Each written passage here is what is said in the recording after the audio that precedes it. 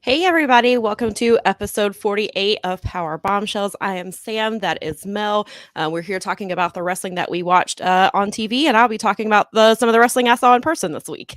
Yes, Sam went to I GCW. did, and I went to Title Belt Pro's first show last night. On top Oh, of that, that's so right. I've been to Yes. I've been to 3 wrestling shows in the last 7 days, and so, but then I don't know what happens after that. I don't know of any wrestling shows yet in February, so I was like, I got it. I was like, I'm glad that I got all 3 of them at once, but on the other hand, now I don't know when the next show will be since my normal promotion doesn't run shows anymore. Right. So So it's like, where am I going next? right. Yeah, especially it's after I've been going to PWX for 11 years and now it's not there anymore. So it's really now I'm like, now when do I get my wrestling fix? Well, that's funny that you say that because we are in the process of looking for like a promotion around here. And I know that there are a lot around here. And I just need to find one, but Bob found like a poster recently that looks interesting. It's one we want to check out. It's like the town over from us. I'm like, yes, let's go. Yeah. Let's do that. Like that seems awesome. Why not? Yeah, for sure. I mean, I just, Evolve is over. Like we're not getting our old indie stuff back anymore. So now we're gonna go through new stuff. Right. Hey, welcome you guys. Look at this. Daza and Brad are here. So hello, yes, my hat. Yep. Viking hat right there, folks. that's classic Viking style. And Brad's here. Yes. Welcome hello. you guys. Thank you for being here. Yes, we know it's playoff Sunday. So we appreciate I don't know where I don't know where the playoffs are at. This is like the first year I can remember that I don't know basically anything. That's like we were in a restaurant last night and we were watching they had like the Jacksonville, Kansas City game on, and I'm just like, oh, good for Tony. Yeah, we were oh no, poor Brad. Brad's team was knocked out last night. I'm sorry. The only reason I know really is because I'm playing my boss recruited me to be his partner in the industry fantasy football team this year. Nice. And I was like, okay, so now I kind of have to pay attention more. So I do know who's playing. Last week we actually ended up doing pretty well. We got all the playoff teams correct. But so did like 10 other people in our group. And so nice. As of this week so far we got both correct yesterday. And hopefully we'll get those hopefully we'll get them right. And so because it's a money league, so it'd be nice to have money for a wrestling merch. Yeah. Or maybe some hats for Mel.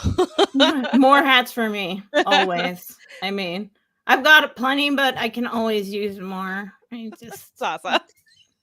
Yeah, I know. I have to laugh at that. Sorry, folks, on the audio. You're just the audio people. You're gonna have to go back. Audio people don't get to. It's funny, but we're not reading it. Brad, you're gonna have to. It's 4 minutes in, and the show's already going off the rails. Yeah, you guys. See, but this is what happens when angry NFL are like. The Seahawks didn't just lose; they got embarrassed, and they got embarrassed by Santa Clara. And I can't stand the Niners because they're an in-division team. Like that's usually a good game, and it was a good game for a long time, and then it turned into a rout, and it was ugly. Well, I mean, like I know that this team I have strong opinions. Oh, I understand. The Panthers ownership is a huge embarrassment. So, we've got that. Yeah. We have that going for us. At least Steve Wilkes, who was the defensive coordinator, that's who got them some wins. He got the Panthers won more games with him than they did with Matt Rule as coach. So it's like that tells you a lot right there. that Matt Rule had no business being an NFL coach. And so now they're in the process of interviewing coaches. I don't know how that's going to turn out. And just David Tepper just really irritates me. So the NFL irritates me. We've talked about that before. We've talked about that before. The whole irritation. Yeah, it's the whole process. Yes. And I mean, especially, but I mean, it's like for me, after all that, I'm like, no reason, don't care, too embarrassing. Hey, I completely get it. I'm looking the thing that I'm looking more forward to the most is seeing Rihanna at the Super Bowl. Like, I'll watch a Super Bowl just like and we'll be here on Super Bowl Sunday. We will be there. Well, I think we said we were the pregame before the pregame. I think we're the pregame. Yes, or unless you're not watching the Super Bowl, there's always the Puppy Bowl, and so you can come hang out with us and then go watch the Puppy Bowl. Exactly. So, and then, but see, the good thing is that when football leaves you, like it does every year, like that broad that walks out on you every year, like come hang out with we'll these still be here. Yeah, these broads won't leave you. These broads won't leave you. We'll be here talking about wrestling. And apparently football for a little while. Too, and then baseball season's right around the corner. So, that's where my focus will be. Spring training is almost here, which is... That's when Mel has to watch more wrestling because Sam's got to watch the Braves. So, yes, that's when my Twitter account becomes equal parts baseball and wrestling. Yes. Which is why my pinned tweet for the last few years has been like, if you're here for baseball, talk a lot about wrestling. If you're here for wrestling, talk a lot about baseball. If you're not here for either, then good luck to you. Oops. Okay. You might have some fun though. Yeah, exactly. Brad said where the NFL fails us, at least wrestling will lift us up. If you watch New Japan, Stardom, Noah, AEW, and the Indies. It's true.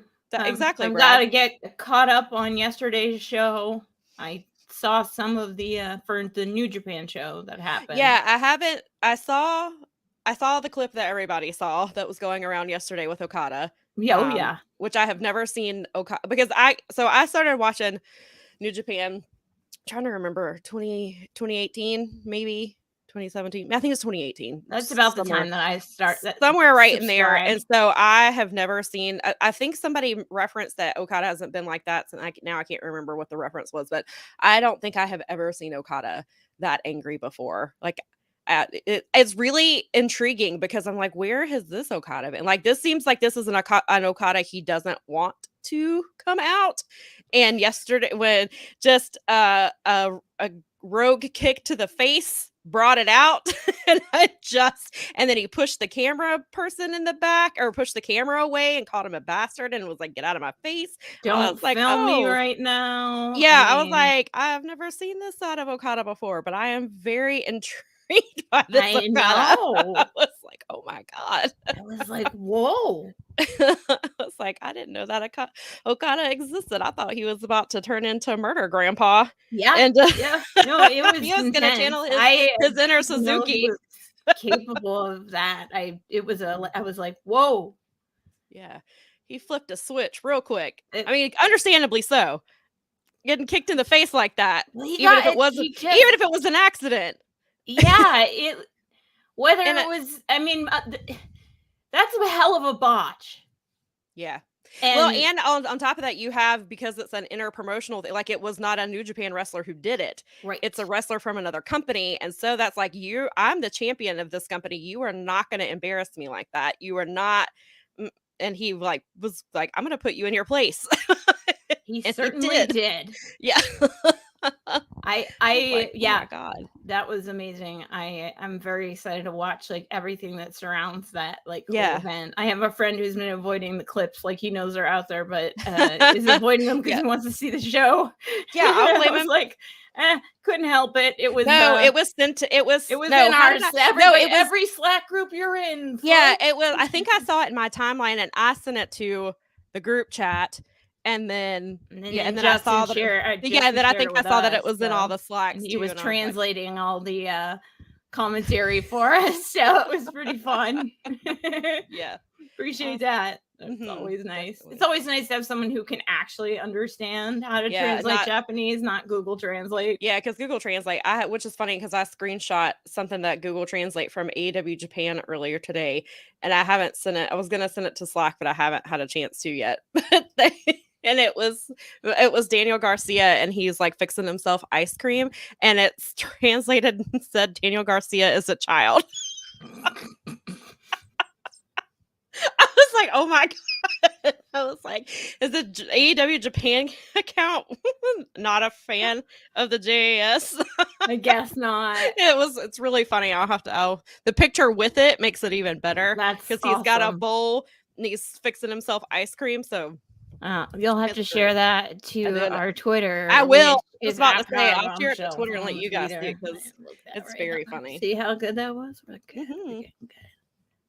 Nice little segue there. Good job. Hey, we are getting so good at this. We're almost to 50. That's what I'm saying. We're like 4 episodes away from our 1-year anniversary. Like, I realized that when I was putting the stuff together for this live stream, I was like, hey, we're like, in 4 episodes, we'll be doing this for a year. Yep. It was pretty crazy for me too, because I got my notification for my Fight Game Media subscription for Fight Game Media Plus, and I was like, holy crap, it's been a year. I was like, whoa. I know. And that's Fight Game Media Plus there, guys. That's our Instagram. That's our Patreon where I put up the YouTube. Hey, we need subscribers on the YouTube. We need subscribers too, although we hit 2,500. So thank you to you people out there that are helping us out. Tell your friends, tell your family. And as we've said before, like, if you're not sure about spending the $5 on the Patreon yet, there's a lot of clips up from the shows that are on Patreon. So you can go to our YouTube and you can see those clips, and then that'll help you decide how quickly you want to hand that $5 over. It's true. It's just $5 a month, and you get literally every kind of coverage you can think of. Well, you have to do it.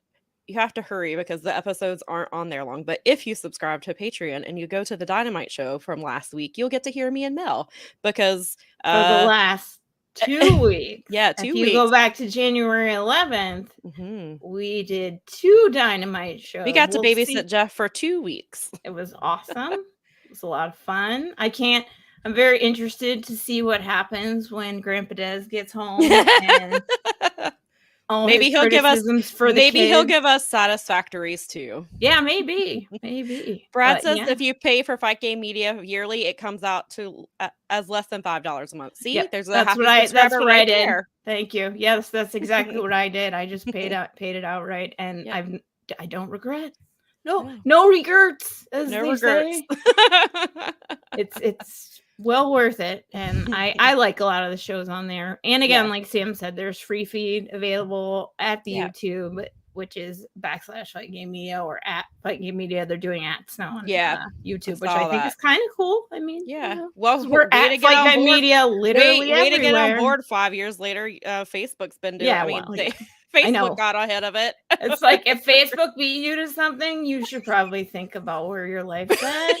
Exactly. So wrestling happened this week for real though, and we did talk about the Dynamite show on the Dynamite show. So we enjoyed. We did, and there is a topic from Dynamite we'll bring over. But before we get to that, we did. I know obviously a lot of people have been doing their tributes to Jay Briscoe and stuff. So we did ours Wednesday. When we were on the Dynamite show, and it's really nice to see that all these other companies, are doing stuff. Like I heard Impact did one at their tapings this weekend. New Japan and Noah did one. I was at GCW on Friday. There was one there. Last night at Title Belt, so Adam came out, and then he brought out the Workhorsemen, Ethan Case, and Chip Day. Those were the people who were going to be in the main event that night. They are all been in the Charlotte indie scene for a very long time. I've known all of them. I think Chip and Ethan were probably the first 2 that were there when, like, around the same time that I started going to shows, or pretty close into that. And then obviously the Workhorsemen, I think James has been there for like 7 or 8 years, and Anthony was about the same amount of time. Maybe actually, I think Anthony was a little bit longer, but they were talking about how, like, they all knew Jay, and they were saying, it's really nice that these shows are doing like the 10 bell salutes and stuff like that. But they were like, Jay wouldn't have wanted it. Jay would have hated it. And he was like, so we're not going to do that. We're just going to go and wrestle our match in tribute to him, because that's what he would have preferred. And so that's what they did. And I'll talk more about that when we get to that part. But yeah, so it's been really nice to see, especially because, AEW was limited in what they could do because of Warner what we assume is because of Warner. They couldn't even do like a package or anything like that. They obviously didn't do the salute. They got around it the best way that they could. And obviously we know that they filmed the show for Honor Club, and it will be on Ring of Honor's YouTube. There's not been a date yet for that, right? That they've announced. Not that it's going to be on, not when it's going to be available yet, just how it will be available when it is available. Tony, I think, tweeted, or I saw a tweet anyway, that was from sometime in the last 24 hours that said something to the effect of that they were putting the show together. Nice. I would imagine that given the fact that they had to do what they had to do, that they said, all right, let's get some tribute video packages together and put a really nice show together with the show in the middle, but have like let's make a real production out of this, like we probably would have done. And if you believe Dave Meltzer, what he wrote in the Observer and what he said on Observer Radio, the bottom line is Warner Media said no. Right. They said explicitly, you can't do anything. And as one person put it, a man is dead, and under absolutely tragic circumstances where, and again, I think you and many other people have made the point, and he also made the point, is if you want to see about if someone's contrite or not, if they have done the due diligence to correct their mistakes in their past, look to the people in the community that they offended, and see how they react. And they were the first people, the LGBTQ community seemed to be one of the first wrestling community members to go. Yeah, there were a lot, and I've seen some people say that like they have a lot of conflicted feelings about it, and they're still trying to process, which is completely understandable too. I'm not in that community, so I can't say anything one way or another. But I mean, there's some people, and they've said that like they understand that it's a really tragic situation. They're finding out more information, and so they're processing all of this. Like they're not gonna. It's gonna, like, I can understand that's gonna take time, but it even still, like you said, I mean, and I've seen people have made the point, like, you won't let a company honor him, but then you immediately go into Power Slap, where a man who got caught on video slapping his wife says, if you don't like somebody, you can just slap them in the face. Shit out of them. That's minutes after that show just aired.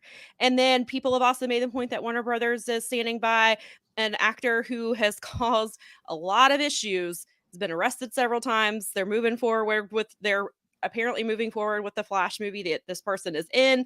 And they're standing by this actor who is very problematic, has harmed a lot of people, but you can't let AEW take 5 minutes to put a video package together. It's a very hypocritical. Something more than here's a card at the beginning of that's what we put at the beginning of our video cast here. Right. That's what they got. That's what Jay Briscoe got from Wednesday night. And I know I can even see, like, if WWE did something like that, like, I could understand it because he never wrestled for them. Like, so even if they did something like that's something I would expect from a company he didn't work for, but yes, he technically worked for the ROH side of things and was not on AEW TV. However, Tony Khan owns Ring of Honor. Wow, and they've been featured heavily. He wanted them on TV. It was Warner Brothers who didn't. So the man wanted to pay respect to him. And, his colleagues, some of his colleagues did too, and they did the best they could. And I'm glad. I mean, it's a very unfortunate situation. So I'm glad to see that other promotions are able to step up and do that, even if Jay wouldn't have wanted it, and so that they are able to do. And then Nikki pointed out, wow, that's too bad you don't get to tell people how to grieve. Exactly. So Nikki pointed out, yes, last night when they were mimicking Jay's voice when they were talking about how he would have hated it, and you could they mimicked Jay's voice talking about it. It was really funny that they did last night at the. That's good, and I'm glad because that's part of the grieving process. Yeah, and that is really important for, I think, both fans and wrestlers. You're gonna see that needs to be done, and I think that what they'll probably do with that Honor Club thing is put together a really nice show. And and from what Tony is saying, it's the first of several. It sounds like they're going to do some other memorial things for him. And so one of my guests was Supercard of Honor, because that was their, obviously one of their really big shows that's coming up in March. I assume something happens there, but then some are saying that they think whenever Honor Club does its first Ring of Honor show, which I guess would be prior to Supercard of Honor, I would assume. So it sounds like maybe the first episode that Honor Club does of like this version of ROH, they may do something for Jay there as well. And I've seen some say that maybe because, they have AEW has the Owen Cup, that maybe they should do a Jay Cup in Ring of Honor where it honors where maybe it's a tag team tournament that honors Jay or something like that, which I'm sure those things that'd be worthwhile. Yeah, Brad says the first episode of the new ROH TV and the next pay-per-view will both be in Jay's honor. Okay. Thank you for clarifying that, Brad. Appreciate that. Yeah, definitely. That's awesome. That really helps. And so while we're talking about Jay, we also can't forget to talk about his children who were also injured. It sounds like, in case you guys missed it, there was an update on late Friday night that says, and this is from Wrestling Observer that they posted. It says that great. So I'm going to read this from there. So again, if you've missed it, this is the latest update. It says, after what was described as a tough night with some tingling and itching in her lower legs, Gracie, the Pew's 12-year-old, regained feeling in her lower extremities after not having any feeling below the thighs a day prior. She was able to make small movements in her lower extremities Friday and was also able to get into a wheelchair several times to get out of bed. She is also off of her IV delivering medications and will be receiving them more traditionally from here on out. The hope for the Pew's 9-year-old daughter, JJ, is that she will get her feeding tube out on Saturday so that she can begin eating regular food again. She was fitted for her back brace Friday, and she was able to get into a wheelchair for an hour as her recovery continues. The two said that the couple's son, Gannon, Mark Briscoe, and the Briscoes' father have gotten to visit the girls. And so that's some really great news. And I happened to see this morning when I got on Facebook that someone had shared a post from Ashley Pugh. And it was a picture of the girls and their hospital beds were facing each other and they were holding hands. And it was just a really beautiful and sad photo. And I just hope the best for those girls. I just think the whole entire universe that those two are okay. Yeah. I mean, or at least they are doing they're going in positive directions with their horrible injuries that these poor kids suffered. There's a lot of stuff that's going to come, and they are that was great news. I actually was listening to the Observer Radio that they dropped early this morning, and that seemed to be to confirm what you just said, was that those things were, and I mean, you said it again, it gave me chills, but it did make me feel a lot better. And I think that, I mean, I don't know, I'm no parent, but at least they're alive, and I don't know, got each other. It's just terrible. It is. And Brad says it's still a long road to recovery, but that's amazing news for both of them. Yeah, and for it to happen fairly quickly seems like a really positive sign. So I hope that the girls and their brother and just the entire family, and the wrestling community has really come forward to them. I haven't checked the it's not a GoFundMe, it's similar to GoFundMe, but it's a different a lot of what people have been doing is either doing their own fundraising, right, so they don't have to pay the kickbacks to Patreon, or not Patreon, I'm sorry, GoFundMe. GoFundMe. And then obviously there are other services cropping up because of that very thing, or they're more charitable. It's called there's a link to it here. It's called Give, Send, Go. Their goal was 200,000 and they are currently sitting at $281,000. And I think they're going to keep it open, from what I understand. And so a couple of days ago, I went through and I was just reading, I was looking to, at donations and things like that. So you see the wrestlers who were in their community come forward, but then this is a smaller town, and a lot of them are coming forward, and I was reading some of the comments they were leaving. And like, there was a couple who was talking about how Jay came over and helped them do like some repairs to their home and stuff like that. And so you get these stories, and they're just, people are talking about, seeing the girls around town. Like, as one lady was a grandmother and her granddaughter cheers with his daughters. And so you just see like, obviously we know the impact that he made in the wrestling community, but then you see the impact he made in his own local community. Especially like they said, I think I read the other day there it's a town of like 4,000 people. And it's a tiny town in Delaware. So and obviously the Briscoes are probably the Briscoes are probably the most famous people that have ever come from that town, and they still lived in that town, and that was their community. And so, people knew them as, the people that they were, and not just the wrestlers we see on TV. And so it was just really, it was kind of overwhelming to just read, to just kind of like let that sink in and read. But there's been some, you might want to bring some tissues, or just when you read that, just prepare yourself. There's some really nice comments in there from people, and then there's some really nice comments from people who worked with him, like the Jacksons or the Young Bucks. They both left really nice in comments. And oh wow, okay, so Brad says that Jay's wife and mother both worked at the school. Yes, so, I really did know that the wife was I believe she taught at the school or worked at the, like she was admin or a teacher at the school. But. So you see that they're very, that sounds like they're heavily involved in that community as well, which is awesome. And yeah, but also devastating, right? And it's, you see what someone did. I mean, unfortunately, in these circumstances, you can tell the character of a person by the nature of how people remember them, and people all seem to overwhelmingly remember Jay as an awesome human being, and the world needs awesome human beings. Yeah, and losing them sucks, and that's I hope that. My big advice to people is always don't let people tell you how to grieve, because grieving is literally different for every single person, and it's not linear. And it's not a ending process that ends at any particular time. It's something that is becomes part of your DNA as a human, because you have had something happen to you that is tragic and terrible. And I'm proud of how the wrestling community came out this week, and for as shite as they can be on the tweeters and on the socials sometimes, we also, and we've talked about this many times in our show, and that's why we try to highlight the times when the wrestling community does the positive stuff, is that's why we're fans, is because that's the kind of fans we roll with, and the kind of people that are, and so it's awesome. I'm glad the girls are okay. All the best wishes in the world to their family. Absolutely. Yeah, definitely. There's no words.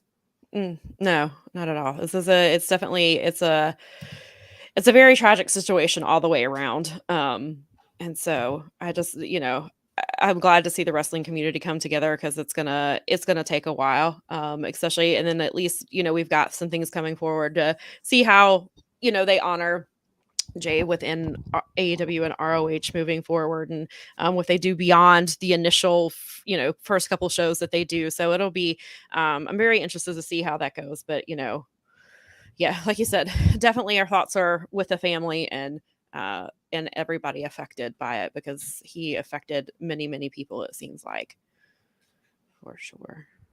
All right. And on that note, what is next? What are we talking about? Are we going to talk about the AEW ladies angle here in the division? Is that what you'd like to tackle? I would like to talk about it, just because there have been comments and mentions on Twitter. I'd like to hear your take on it. Well, and I realize, and I've talked about, I think we hit on it last week too. Obviously, as women, we sometimes view storylines differently than other people do, and we don't speak for all women. Mel and I may not always see storylines the same way. We don't speak for all women. Yeah, contrary to popular belief, we don't. And so literally represent one female genitalia each. So some right. So some people may not see the situation the way that I do. I don't know that Mel even agree. Once we talk about this, if Mel will agree with what I have to say, maybe she's gonna be like, "Girl fight." So it could be.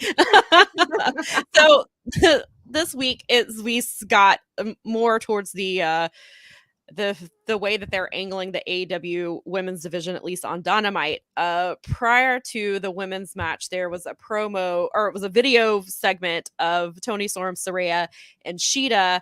And Shida was like, they were kind of like, what the hell's wrong with you? Why would you throw a kendo stick into the ring? What are you doing? But then Toni like makes the comment to Saraya that the AEW women live in a bubble and they don't know what we know. And that rubbed me the wrong way.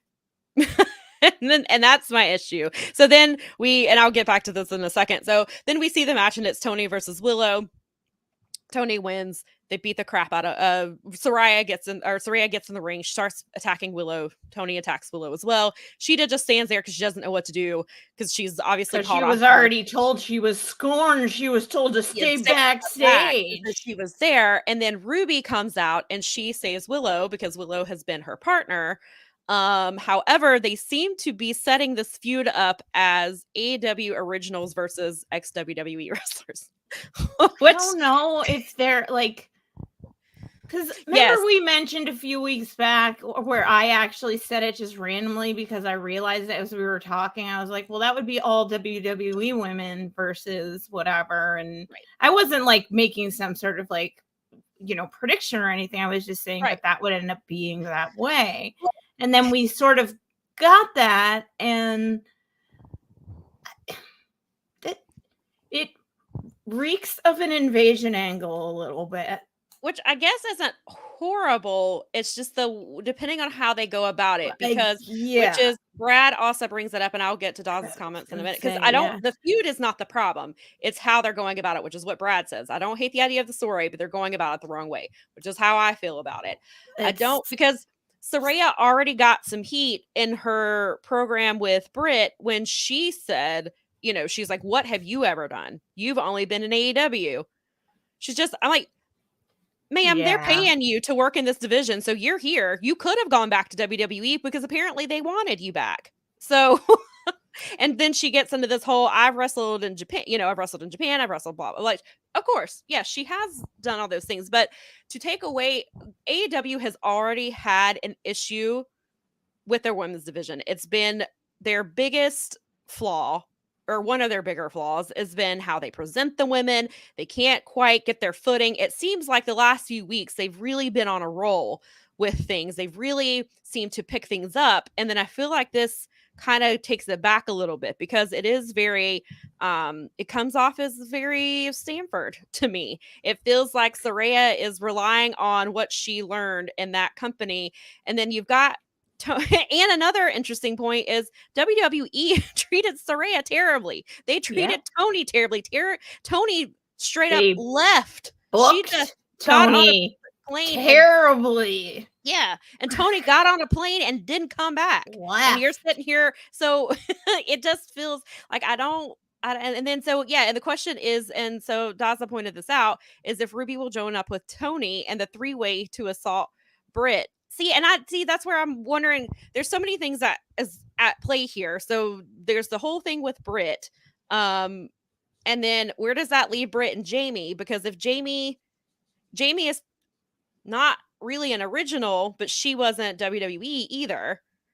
So, but she's a heel, and they've kind of had the Britt Jamie thing where we think Jamie we thought Jamie was going to turn on Britt finally. So eventually, Jamie turns on Britt is because Jamie is going to go join the AEW OGs, and she's going to leave Britt.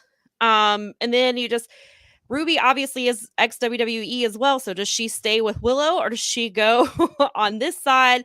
So I don't like the way they're going about it. I agree with Brad. I think I agree with the idea is cool, but the execution thus far is essentially, we've been to WWE, so we're better than you, and you've never done it. How it comes across. You've never done anything before. Right, when they literally built that division from nothing, which is MJF huge. Out there doing the same thing where he's burying the company as part of his storyline.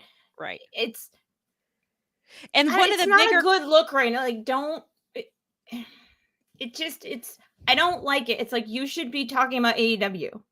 Right. You and that should was one of the not be big talking about WWE. Yeah, and one of the big concerns was, a lot of people complained about how AEW talked about WWE too much in their promos, and they did this and that. And then, obviously they bring in Danielson, they bring in Adam Cole, they bring in Kyle O'Reilly, Samoa Joe, like they bring in all of these, which that's a dumb argument anyway, because there's only so many places that you can wrestle and be on TV in America. Obviously. So that argument's fair. But then, so if that's your argument, then you're turning right back around and you're doing the same thing all over again. Where even if they don't mention WWE by name, we know what Saraya means. We know what they're saying, right? And yes, and Saraya, like I guess in Saraya's case, she did come from a wrestling family in England. And so that can so she could kind of go that way with that's what I meant was I didn't mean from WWE. I meant I had all this background. I come from a wrestling family. I have a movie made about my family. That whole thing. I come from a carny stock and I know what I'm doing. Yeah, they talk about nepotism in Hollywood, and then there's wrestling. Are you kidding? Come on. So, it's all nepotism. Brad said he's like to see Ruby stay with the AEW women so she can say how AEW saved her. Like, I wouldn't be mad about that. That'd be all right. Yeah, I think Ruby should kind of be the anti sort of like what you girls are saying over there is ridiculous. That's to prove it, I'm going to stay with the OGs. Yeah. So Daza said, isn't this to get the AEW crowd? Well, yes, of course, because it's heel work, which somebody tried. Apparently people were trying to mansplain heel work to me the other day. And I'm not saying that Daza is, but yes, of course it is to get the AEW.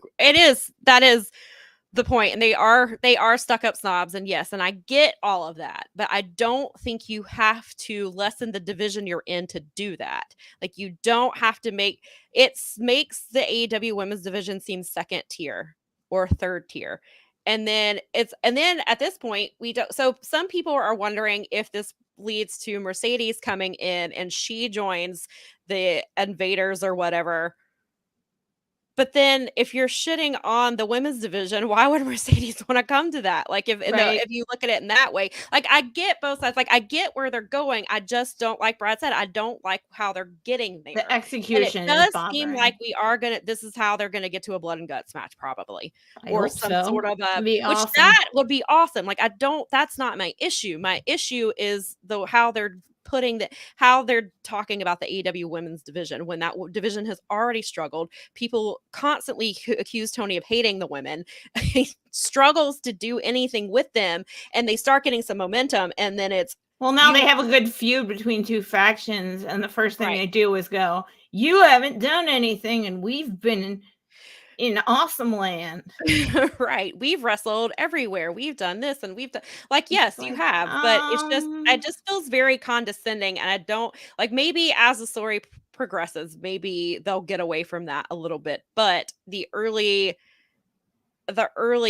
stuff that they're doing, I'm not really a fan of. I just don't like the making, like, saying that what Britt Baker has done, or Sheeta, or Thunder Rosa, or Serena Deeb, for that, like, any of these women that they've done nothing for 3 years, that they built a brand.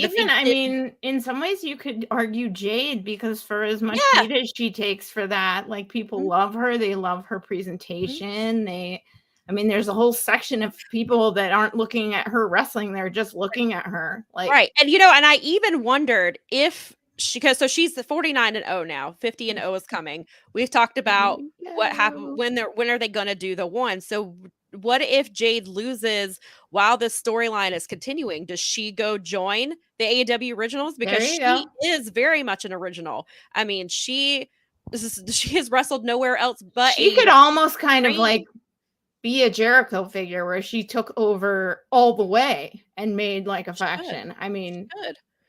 Yeah, Jade, because Jade is somebody who has, and she doesn't have to wrestle as much. She wrestled, like, she's trained, like, QT was talking about, like, the people he trained, because we talked about it a few weeks ago about how they were complaining about AEW Originals. And she was like, and he was like, I've literally trained her in this ring. Like, Jade didn't have any really prior training to this. And when you even look at Anna Jay had, I think, 7 independent matches ever before she signed to AEW. Wow. And so, like, she is an original, but she's in JAS, but Ty is not. Ty got her start in WWE.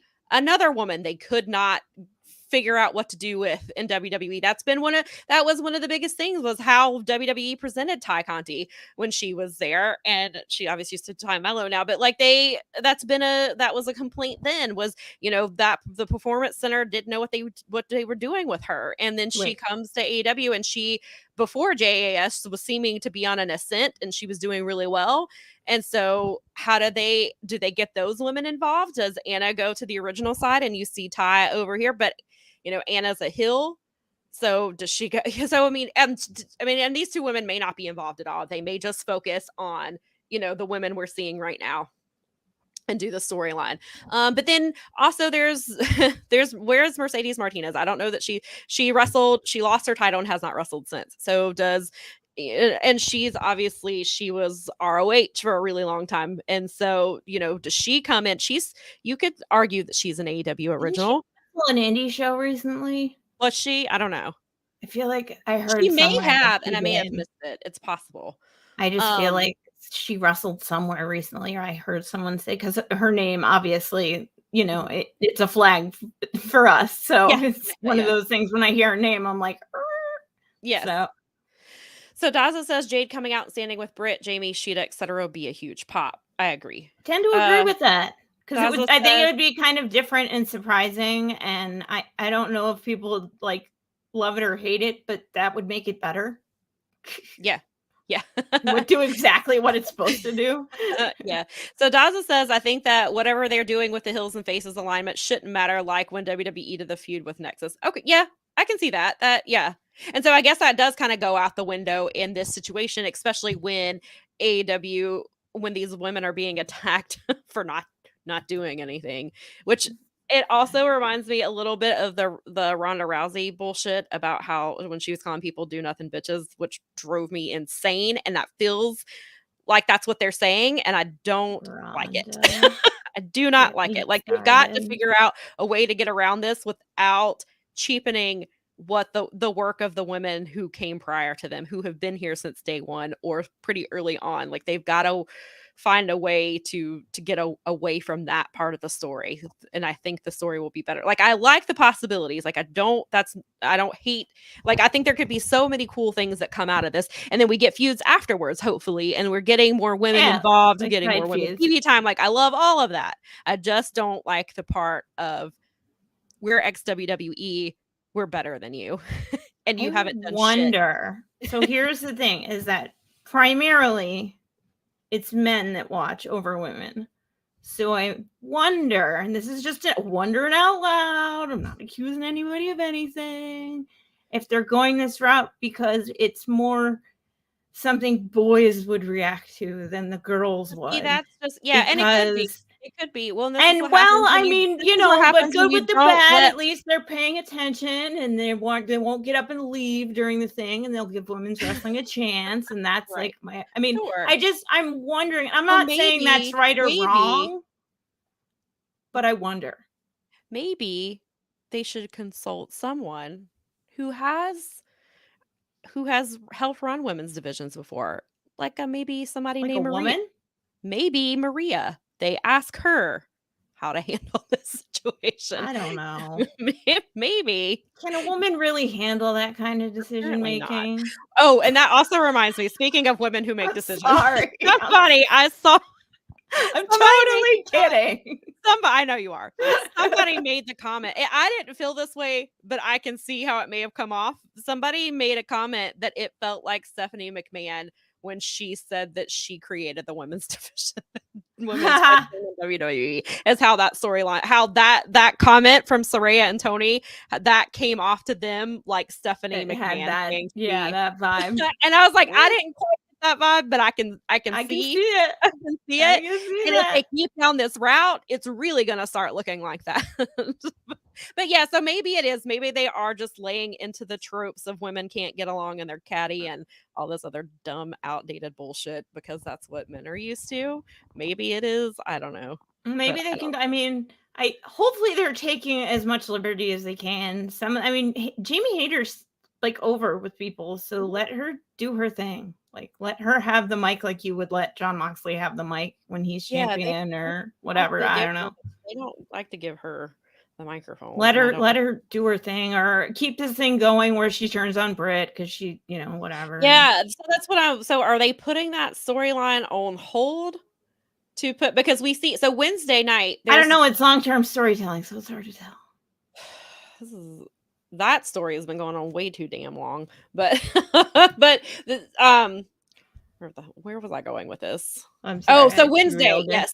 Wednesday, we're getting Britt versus Ruby versus Tony, I believe, is the match that we're getting on Wednesday. So right.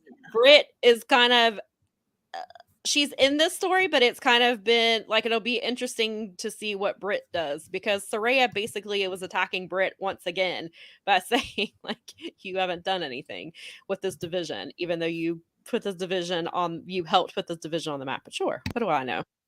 Dazzle says if Britt could destroy Saraya in a spirited promo putting over AEW, maybe that would be where some of this.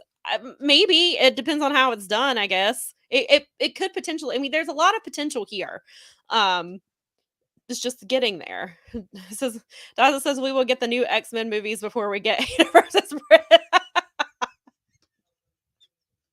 Apparently, we're going to get The Rock versus Roman Reigns before that. And The Rock versus Roman Reigns is apparently not happening at WrestleMania now. So at this point, we're going to get that before this.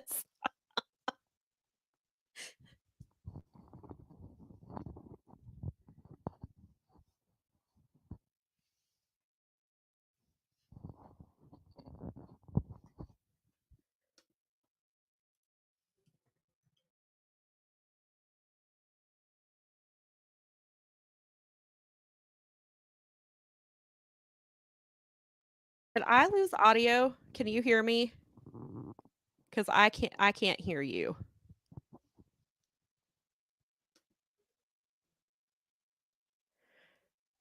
Daz, I can't hear who, me or Mel? Because I lost Mel. Here I am. Okay.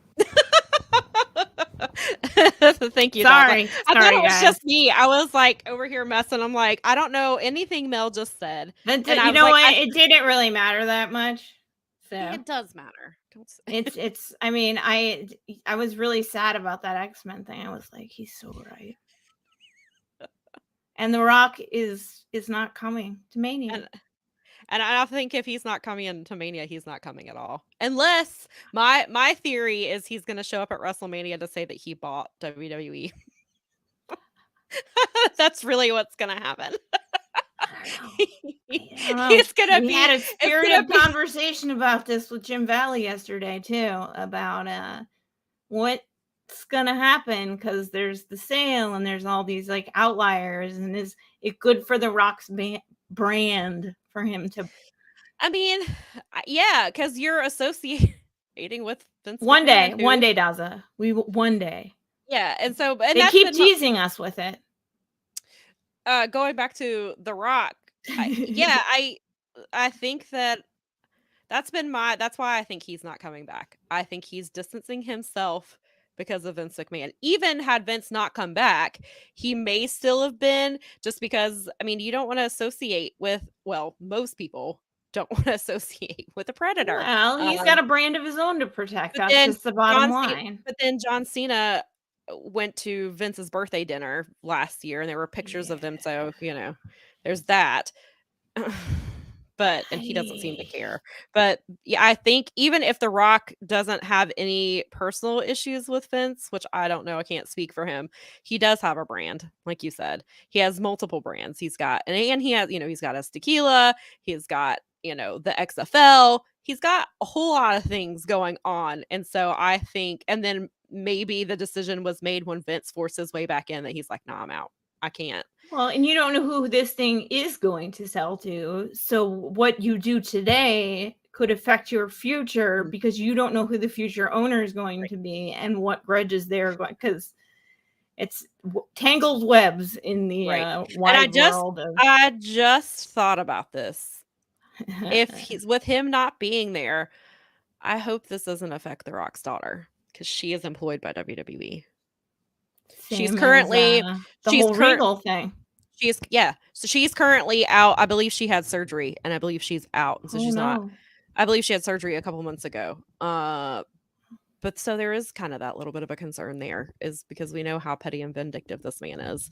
And so I don't blame The Rock for not showing up. But on the other hand, they built the story around Roman for 3 years. And now there's not going to be the payoff that they thought. Not going to be there. Now we get to all guess like who gets to fight Roman. Yeah, and does he lose both titles now?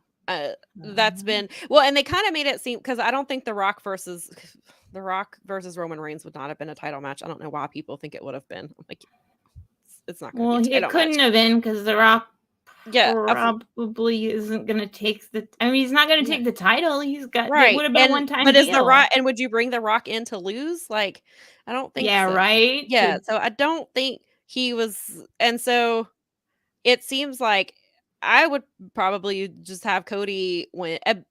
Cody win Royal Rumble, and then him choose to face Roman Reigns. Seems like the likely way to go. And some people think this is, I guess it depends on where Sammy is going to go. Yeah. So that's, Daza, that's been a question, is if some people think that Sammy is going to join with Kevin Owens and they're going to take the tag team titles from the Usos. Seems to be one theory. But then there has also been the theory that Sammy finally turns on Roman. And this has been his plan all along. I mean, they've got the storyline set up where they could make it look like that. Which I guess that's kind of what they were doing, was in the event that The Rock was not going to show up, that they kind of have some back. Yeah. Daza says Rock has a contract that he can't lose the fight in a movie, so I doubt he'd lose a wrestling match. Right. So there's no way he's jobbing to Roman Reigns. He's not going to good job to his own damn cousin. God. Right. Amateurs. But yeah, so they've got that, and then somebody made the argument in our Slack talking about if they did Austin versus Reigns, and Reigns is like, I'm the tribal chief, nobody can beat me, my own cousin won't come fight me because he knows that I will beat him, nobody can beat me, so here we get Austin. But then the question was, you can't really have Stone Cold lose either. Right. So you can't do that either. Like in theory, the story would be cool, but then you can't, it comes down to the ending. Daza said he won't even job to Superman.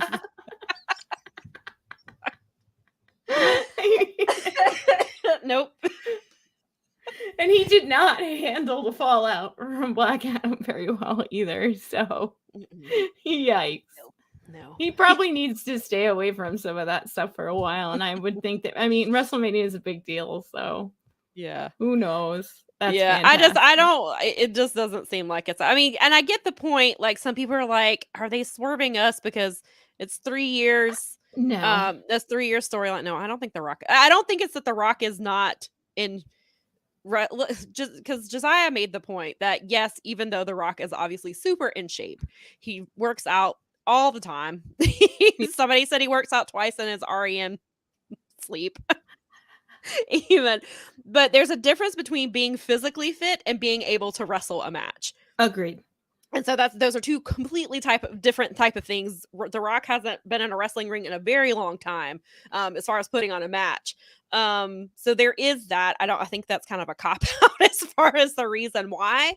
The public reason why, I think the real reason why is because he doesn't want to associate with Vince or associate with WWE right now. Like you said, we don't know who's going to buy it. What if Saudi Arabia buys that? Right. That could really cause I don't want issues. Any part of that. What if that happens?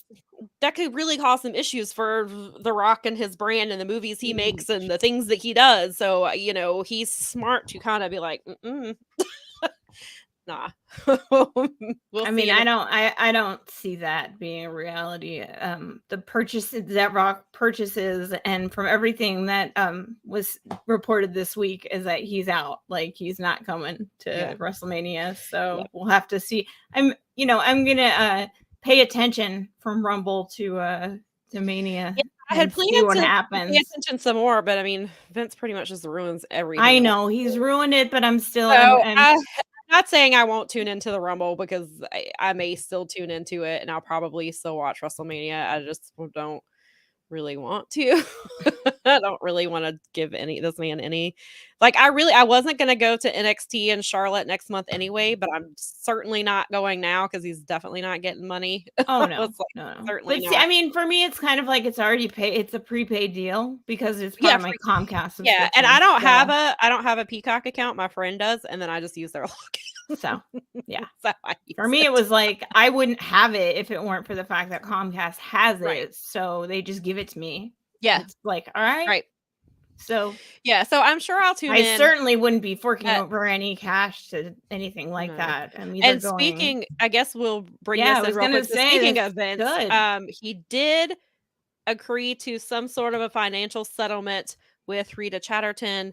If you are unfamiliar with Rita, I will quickly just throw in a trigger warning for people who may be watching this. But Rita Chatterton is the first WWF referee. She was basically scrubbed from history because I didn't know about her until a few years ago. But she says in 1986 that Vince raped her and told her basically if she wanted a better paying contract, she would have to do things for him. And she said no, and it turned into a really bad situation. And then she wasn't booked anymore after that, or not long after that. She did try to go public a couple times. She had recorded an episode of not Geraldo. It was, why did I just blank on what show that was? But they had filmed the episode, but the show never aired. Vince tried to sue her, but then the steroid trials was getting ready to happen, so they abandoned it. And she's never changed her story. A couple people have come forward saying that she told them about it. She actually says, and I didn't even realize the shirt that I'm wearing today is for Andre the Giant. But she says she told Andre the Giant because they were really good friends. Obviously, he passed away. Cannot confirm whether that was told to him, but she says that she told Andre the Giant that Vince raped her. But there have been a couple other people. So anyway, in November, her lawyer sent a letter, was talking about the damage that has done to her, just mentally, physically, just all these things. Like she's had a really hard time since that happened. And she was asking for like $11.75 million, I think. From what the Wall Street Journal says, she received less than that, but still it was a multi-million-dollar agreement. And she was getting like a lump sum, and then annually she will get some sort of payment, which is how his other the deals that got him in trouble in the first place. That's how those things work. Ones he did with company money. Yep, those. And so he did, and it's interesting. I mean, no, let me try that again. Shareholder money. Yes. Yes, that. Which is why the whole probe started. And so she is getting some kind of, settlement from him. Of course, Jerry McDevitt says that Vince denies it. He's always denied it. Giving her money is not saying that he did anything, which, whatever. They're trying to clean it up for a sale. I think that's exactly what it is. So, good for her. I'm glad that she's getting some sort of something. Hopefully she can now put this situation behind her. She can move forward. She can hopefully start to heal now. There was another woman who was also seeking legal demands at the same time that Rita was. It was a spa manager that was assaulted by Vince in the mid 2000s. Her husband actually went to a WWE event to confront Vince about what he did to his wife. That's right. I remember this. I remember this story. They as of when Wall Street Journal's article had come out, they had not been able. They don't know what's happening with that story. They don't know if they've settled or if they're still working out a settlement or what's happening with that situation. So I'm sure there will probably be another Wall Street Journal exclusive for me to cover soon. But I'm assuming if they're trying to sell the company, then they're probably going to have some sort of a settlement worked out soon. With that. So at least there's that. Daza says the Rita story was so well known that in the early 90s with only UK fanzines I'd heard all about the accusations. Wow. Yeah, it shows you that that's why I like to. One thing that's been great about the internet is that you can actually go on media from a different nation than your own to get some news, to get some perspective on how things are being reported. Right.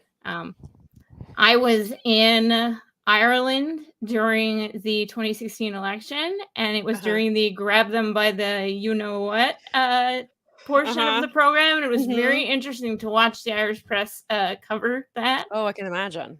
But the coverage is different. It is a lot different, and it's, I mean, a lot of that there's a million reasons, but they buried it. The steroid trial was a flashier, better story. It always, stories like that always are. Yeah. And that was a huge well, especially deal. Because it involved Hulk Hogan, who was the biggest wrestler in the world at that time.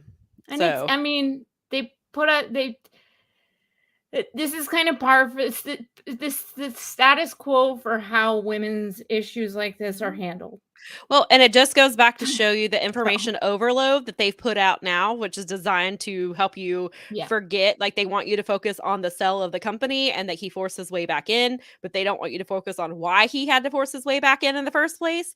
And so it's been their MO all along. Like, I even listened to the Nick Khan interview, man. Like, well, yikes. Good luck to you for all the more for you for listening to that, because it was interesting to me because of, my nerdery. But yeah, well, no, I'm sure. I'm just, because I heard that there was a line something about how no, he was the quintessential politician.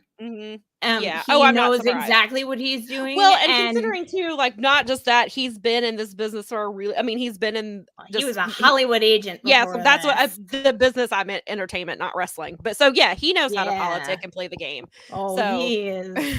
I mean, we talked about this a little bit on the Dynamite show, but for our people who are watching us exclusively on the Fight Game Media YouTube channel, we'd like to I just wanted to throw that out there because. Stone Cold, that guy. Stone Cold Killer. Watch out for that guy. Yeah, But what you're talking about, I think that you're spot on. I think that someone like Nick Khan would absolutely help push something like that along in the direction of pay attention, to look over here. Well, I mean, and it happened because the day the Wall Street Journal exclusive came out that Rita Chatterton and this other woman were both seeking legal demands, the very next day Mandy Rose was fired. Yep.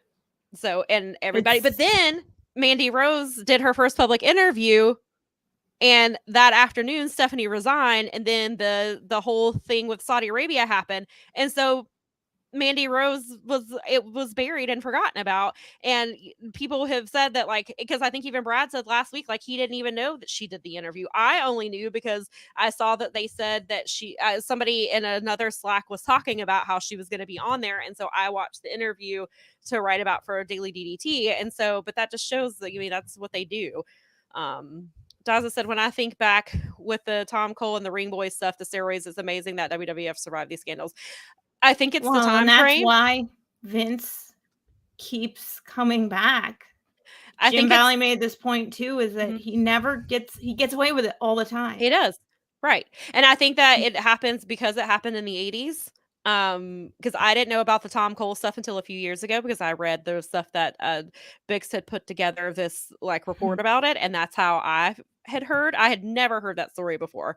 And so I think had this stuff been happening today, it would have looked very different, especially now because they're shareholders and things like that, and just the current environment. You're coming off the heels of Me Too and speaking out, and obviously we know how some of that was handled. But I think had it happened today, then Vince probably wouldn't have gotten away with it as easily, maybe. But I think obviously in the 80s is absolutely very easy for him to get away with it. Yeah. And so yeah. All right. But it's so insane. Let's stop talking about Vince. Before it gets too late here. Let's move on to GCW, because unless you have anything else you want to add to that, I would love to hear about your weekend of live pro wrestling that you got to see. So So it was so GCW I got to go to which is funny because I've watched GCW here and there, and then like the last couple years I've watched it a bit more often. Sorry, Brad. I know Brad said he wishes everyone would stop talking about Vince. I don't like talking about him either, but also he needs to be held accountable. And so I have to talk about him because I need him to be. Nobody else is gonna. He's not gonna. This man's not going to prison probably unless something else happens. Like currently, the man's never going to prison, and so I'm going to talk about it. I think the best way to do it to approach it is but to I don't like talking constantly about it, remind people that the reason that he was ousted from his company in the first place was over sexual assault allegations. That's my whole reason. And just say that every time. Yeah, I will. That's why I write about it still. So I'm tired of talking about it. I'm tired of writing about him, but I got to keep it in these people's faces.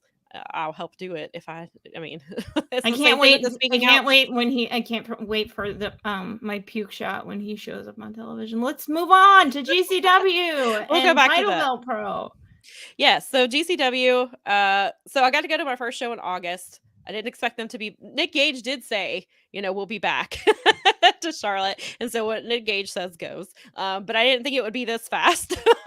So that was really exciting. And this time I got to go. And last time I was third row. This time I was second row. So working my way up. It had come, of course, right after I had some car issues. I was like, of course. Of course, I can't do front row yet. Got to work my way up to front row GCW though, because that's a lot. There's a lot going on. You better bring face protection. Yeah, my friend sat front row. There's a GIF. I retweeted it from Powerbombshells yesterday, or quote tweeted it. I don't know if you guys saw it, but Doug, who has been a guest on this show, if you don't know if you missed the episode with Doug is in a wheelchair. Doug does not have legs. Charles Mason, who was a big heel, he and Billy Dixon and Pero are against Bussy, and so they were coming out for their match. And so I missed it because there was a little boy and his dad in the front row, and Nikki already knows what's coming. The greatest moment, yeah. So we missed it in action. I didn't even know it happened until Doug tweeted the GIF to us because it got GIFed. That's awesome. So I missed it because there's a boy, he's, I don't know, 8 or 9, maybe 10. And Charles is talking shit to him. Well, his dad, I don't know what was said, and I don't know what Charles said, but I hear this dude just yells, "Fuck you," with his entire chest.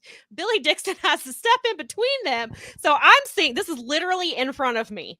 And so then apparently while Billy's like trying to calm the dad down, Charles has moved on to Doug, and he's basically said to Doug, like, what are you going to do about it? Well, Doug gets out of his chair. And Charles is not expecting it. I was like, oh my God. And so the GIF is phenomenal. And so he did. Nikki said he turned red. He did turn red. That's fantastic. Yeah. So well the GIF, done, Doug. I have quote tweeted it yesterday. I quote tweeted it from the Powerbombshells account. I retweeted it from like 5 accounts on my page because GCW, they quote tweeted it. Brett Lauderdale quote tweeted it. Fantastic. Joey Janela retweeted it. Charles quote tweeted it. Awesome. And I will make sure you guys see it again. I will send it again so that you guys see it because it was incredible. But yeah, so that was that was see great. That like you already Nikki had like that moment. Nikki is right. The dad did turn red. He was mad. I don't know what was said. Brad said he has to go back and rewatch the GCW show. I went to bed early, but I saw it was really solid. It was. I was really pleased with it. I had fun the first time, but I think I almost had more fun at this show. But they were both really great. And I did write down the card, but I don't know if I should go through the whole thing because we'll be here forever. But I did get to see Nick Wayne. Well, actually, I'll back that up. Before we get to that, they did pay tribute to Jay Briscoe. They brought all the wrestlers out. They did the MLJ got really emotional talking about Jay Briscoe. And so they did the 10 bell salute. We took a moment of silence. Then Nick Gage was talking about Jay, and he stopped and he said, I shouldn't be cussing, but this is just how I talk. And then he goes right back into it. He's dropping F-bombs every other word, and it was really great. It was a very honest and real Nick. Like, I think Jay would have appreciated that because it was Nick being himself. And so yes, Nikki is correct. But so it was a really nice moment, and it was I appreciate that they did that. And they dedicated the show to Jay as well. Nikki said Charles fucked around and found out he did not expect Doug to get out of his wheelchair. No, he did. He did, and that's what he gets. This is what you do when you mess with people in the crowd. Yeah. But I did so they opened the show with Nick Wayne versus Ares, and that match was great. And I'm already a fan of Nick Wayne, but it's unreal that this kid is so young and so good already. I know. It's just stupid. It is. It's stupid. He's so good. It's stupid. You're like watching him going, this person is a freaking prodigy. Like, this is not like normal. A literal prodigy. Like, this isn't normal. It's like and imagine, and it's him as a not yet graduated high school. He's not he hasn't got his man body yet. What is he gonna be like when he starts to become like fit and trainable and athletic? I mean, and there's he's out there. He's wrestled Will Ospreay. Yeah. But now. Yeah. Like, come on. Yeah. The kid's insane. Like, I love can't speak highly enough of him. I love it. Yeah. And he's on the AEW roster, so you want to talk about homegrown talent, bro. Yeah. Right? Yeah, it's amazing to see what he's done already, and it's mind-blowing to think about what he's gonna do. Oh, man. It's just crazy. We also got Andrew Everett versus Blake Christian. Andrew Everett's a hometown guy, so I'm always happy to see him. And he was wearing so it was nice. So throughout the show, you had different wrestlers who had like either tape on their arm that said J, or their wrist tape said like, because Andrew had JB on there, Tony Deppen had Man Up written on his. So it was really cool just to see those throughout the night. But I will say again, real quickly, even with Blake Christian being a heel, we still love Blake Christian in this house. I don't care what GCW says. I don't care what those fans say, even if he is a heel now. And it's funny, they're still calling him All Heart, but somebody said that he should be Cold Heart or No Heart. Which maybe he can't go back and forth, because it's okay. It's like having like your alter ego, like the John Moxley that's here, and then the John Moxley in right. And then you have the Leo Rush who's in GCW. He's Leo Rush, and then sometimes he's Blackheart Leo Rush. Which is a completely different Leo Rush. And Leo Rush and Blackheart Leo Rush and All Heart Blake Christian have had some really good matches. So I would like to see Blackheart Leo Rush versus I liked Blackheart. Me too. And so I'd like to see him against No Heart Blake Christian. Now that we've got that dynamic. I'm into that. Yeah. And Nikki said the same thing. Yes. Nikki said she said No Heart when he first turned. Yeah. I like that. Yeah. But yeah, so that was fun. That's a lot of merch. You can make multiple. That's like 3 alt merches right there. It is. Yeah. That's cash solid. In on that, Blake. Make your money. There you go. Pro Wrestling. In the words of Jeff Hawkins, get paid. Get paid. But then we got Kerry Morton is the NWA Junior Heavyweight Champion, and so he had his title. It was not a title match. Against Jordan Oliver, which I think I love Jordan Oliver. He's great. That was fun. Kerry Morton is very much he plays into like nobody. He's like, oh, I'm the NWA Junior Heavyweight Champion. You have to give me respect. And he's like talking about Billy Corgan, and everybody's like, no, fuck that guy.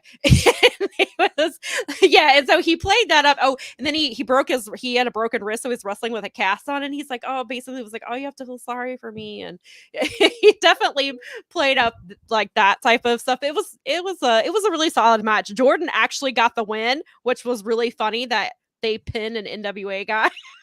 It was just basically he did a lot of, it was more of they did a lot of locking up and stuff because they definitely were protecting his wrist. But yeah, I was kind of surprised by that too, Brad, that they let him wrestle.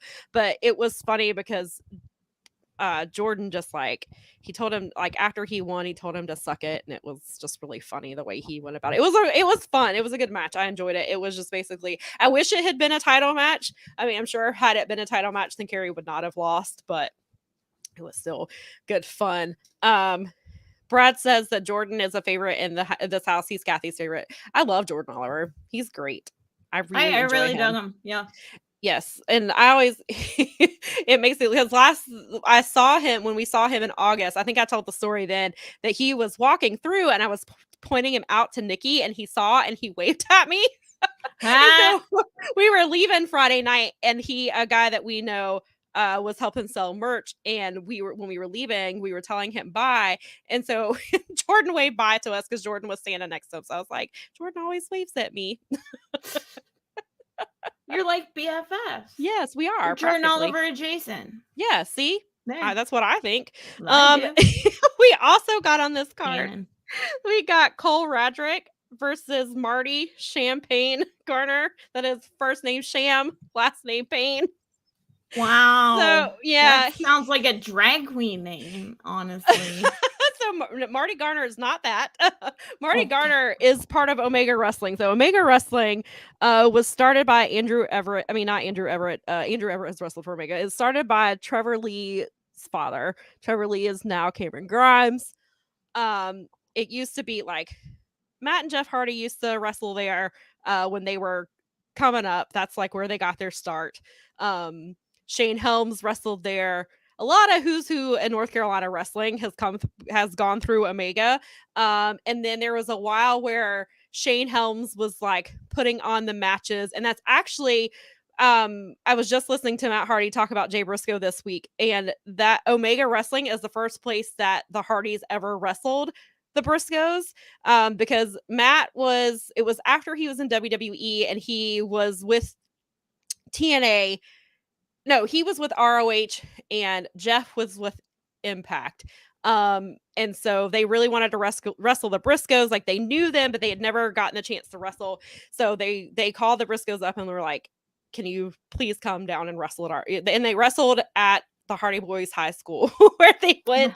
And like, it was just this really great story. And he was like, we were able to get him a good payday. They drove down. He was like, he took him to this barbecue restaurant, and Matt has talked about this restaurant several times on his podcast, and he said that him and Jay nearly came to blows because Jay wanted to pay the bill so bad, and he was like, no man, you drove down here, I'm gonna take care of you. And he's like, no, we're working with your guys, like you got us down here, like we want to do all this. And then so Matt said he had to sneak and go pay the bill. And then they were talking about the match, and it was really fun, like the whole story. So Omega has been around for a while. I don't think they run shows anymore. And actually at WrestleCade this year, there was an Omega panel where they brought in, like, Shane Helms was there, Caprice Coleman was there, because Caprice used to wrestle. Caprice is from Charlotte, and Caprice used to wrestle for Omega. And so they brought him in. They brought in Marty Garner. And so his thing was, that was his line, was first name Sham, last name Payne. And it was pretty funny. It's great. And so he had this really great promo, and I recorded it, except for the biggest annoyance from GCW was these two kids were sitting behind me and Nikki, and they screamed in our ears the entire night, like just constant screaming. And their dad the only time he would get onto them was if he was like, your chant doesn't make sense. That, not the screaming in our ear part. And Brad, I believe that is true. Brad says that he believes Trevor Lee is the only second generation Omega wrestler. I'm pretty positive that is correct as well. But yes, I got Marty's promo. I'm gonna have to cut it out somewhere because the kids are yelling about how he's older than dirt. Awesome. Yeah, so I was like, damn it, I'm trying to listen to this promo. Be quiet. But Marty can still go. He and Cole had a really solid match. It was a lot of fun. Oh, and then he came out to he came up from to Raise Up by P.D. Pablo, which of course, if you're going to come out to that in North Carolina, you're going to get the fans into it. And he did spin his shirt around his head like a helicopter, so we got that whole experience. It was a lot of fun. I really enjoyed it. And then there was an insane tag match with the Ugly Ducklings and Los Macizos, and I say their name wrong every time, and I am very sorry I don't know why I struggle with saying it. I can read it, but it just comes out not the way it's supposed to be pronounced.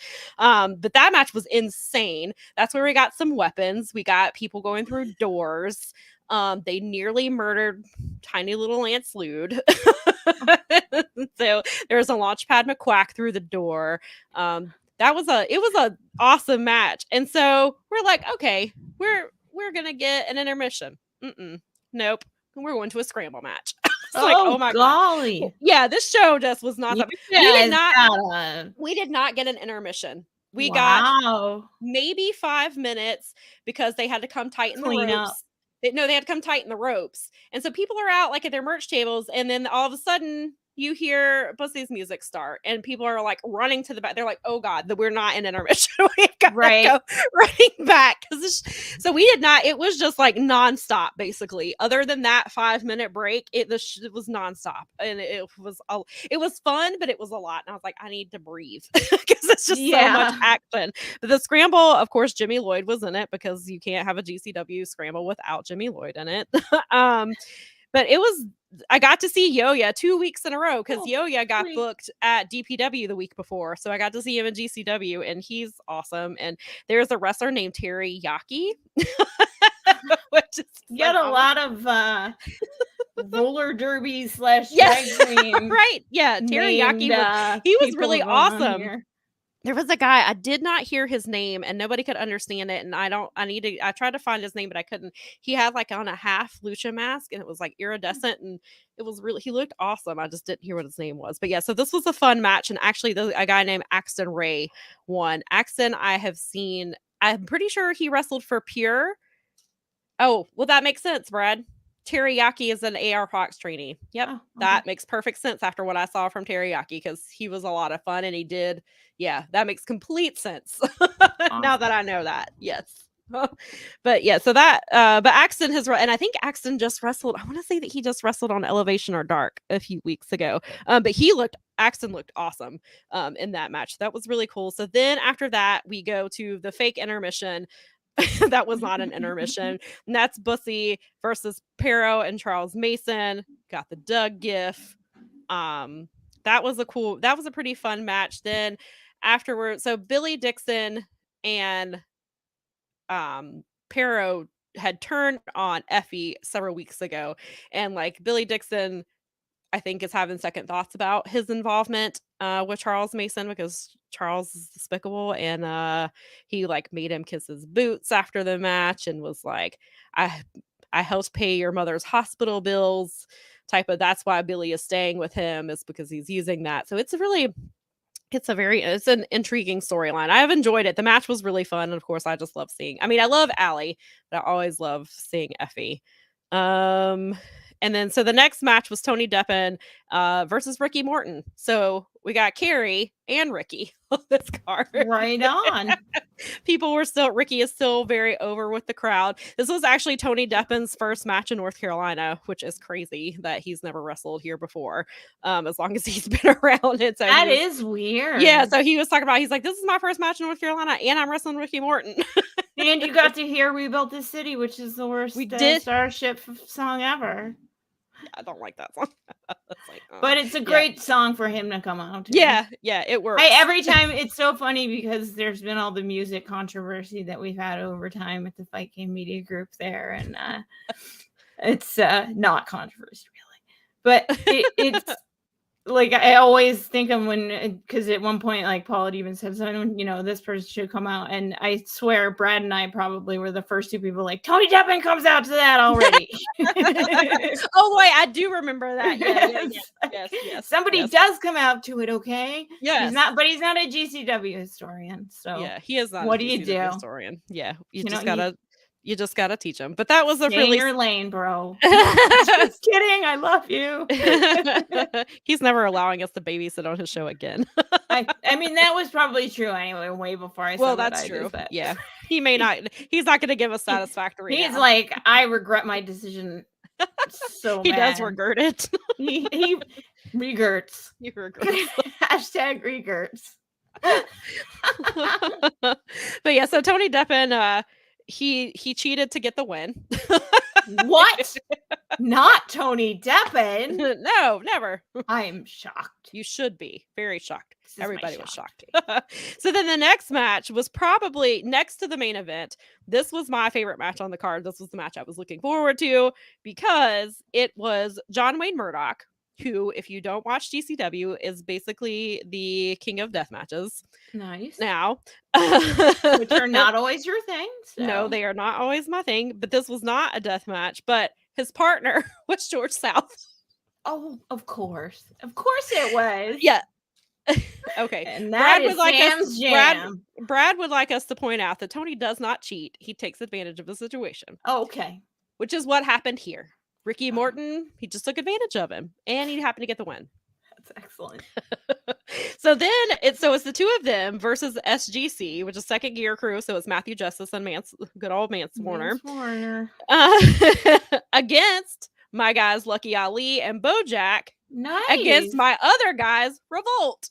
So I was I was all about this match. It takes a lot to get Sam to look forward to a death match, in my experience. This is excellent. Again, it wasn't really it wasn't a death match, but we did get a lot of weapons, and there was blood. And luckily, Ruby Soho was not in this match, so nobody was mad about it. Because there was no women bleeding in this match. No one gets mad when I have my period every month with me. Well, I'm glad about that. I mean, come on. I'm just saying. It's not like we don't bleed. It's not like we're not used to it. Let's not bring that up. Let's talk about so this match ruled. This match that had all of Sam's favorites in a lot. We did have a lot of my favorites in here. Yeah, and so we start out. So John Wayne Murdoch and George South come out first. So George gets on the microphone doing his 80s heel work, which, that's what he does. His George being his best self. Just calling people fat and idiots. And he was very tame compared to last time, which is nice. But then SGC had enough and their music hits and they come out and so they're like, And it was nice because Revolt got to come out last, which I thought was a pretty big deal because they're the hometown guys and have only wrestled in GCW. I think that was only their second time. So that was really cool that they got to come out last for that match. But yeah, so the match was just all over the place. There was, just in the show, I got some destroyers. I got some poison ranas. I got some Spanish flies. Like, I was a very happy girl. I got all of my favorite things. I got big, medium, and slapping meat. I got high flying things. So this show delivered, and so did this match. And I shared it. I'll have to share the reel to Powerbombshells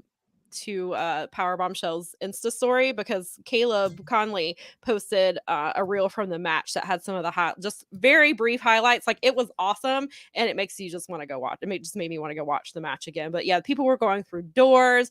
There were chair spots. There was spots in the crowd. There was, of course, Mance Mortar spit beer in somebody's face, and Matthew and Kiefer, who are my friends, they got sprayed with beer because they were behind them. And yeah, so there was all kinds of crazy things. And then, so SGC wins the match. Oh, well, they did win the match, but then we had the thing with Lucky and Bojack. They are opponents in DPW, so they could not coexist because they ended up getting mad at each other and turning on each other.